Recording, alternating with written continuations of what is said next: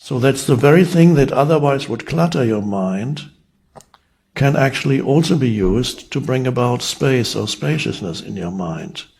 So it doesn't necessarily mean that when you have your phone, or in 99% of cases when people look, their mind is being cluttered, but maybe they're on a meditation app.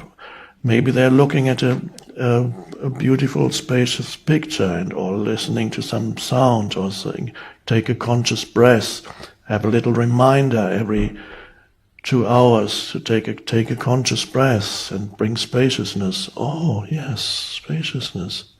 So the very same thing that otherwise clutters your mind can now unclutter your mind. It's possible. So I believe that is also going to grow now, and it has to, because otherwise that technology could potentially drive humans completely insane, to remove their ability to focus on anything for more than a few seconds.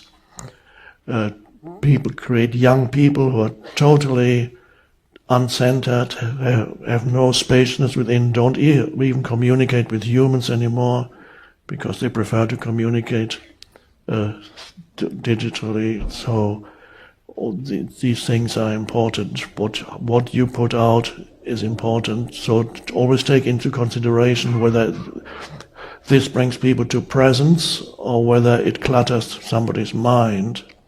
So don't let all your attention be absorbed, though, by that kind of activity. You still need to connect with nature. Take it off as much as possible away from there, connect with nature, and then bring it back. What tends to happen is that these devices, people are never, they're in bed and they're still doing stuff on it. So, and that it takes you over there at dinner and they're doing stuff on it. It breaks the relation with other people you're at dinner with. I see people in restaurants, the couples sitting at having dinner together, and both are on their phones. Now that probably means they've known each other for a while.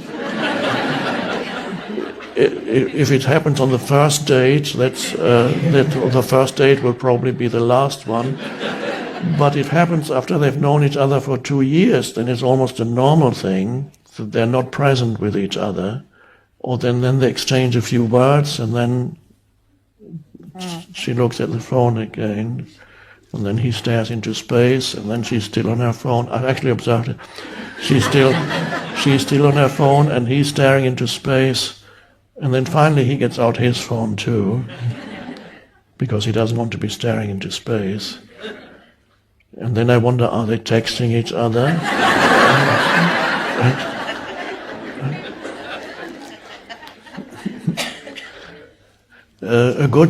Two good things that I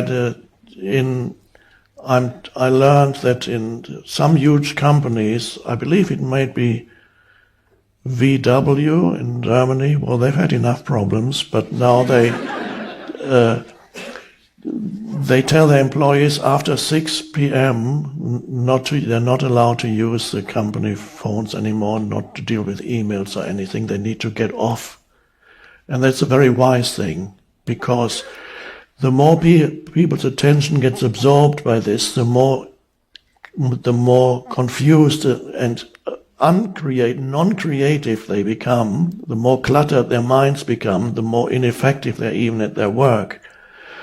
Not to mention, as human beings, their quality of life decreases enormously.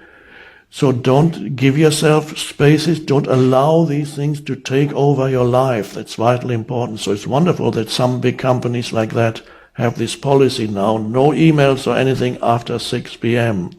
Well, that's wonderful.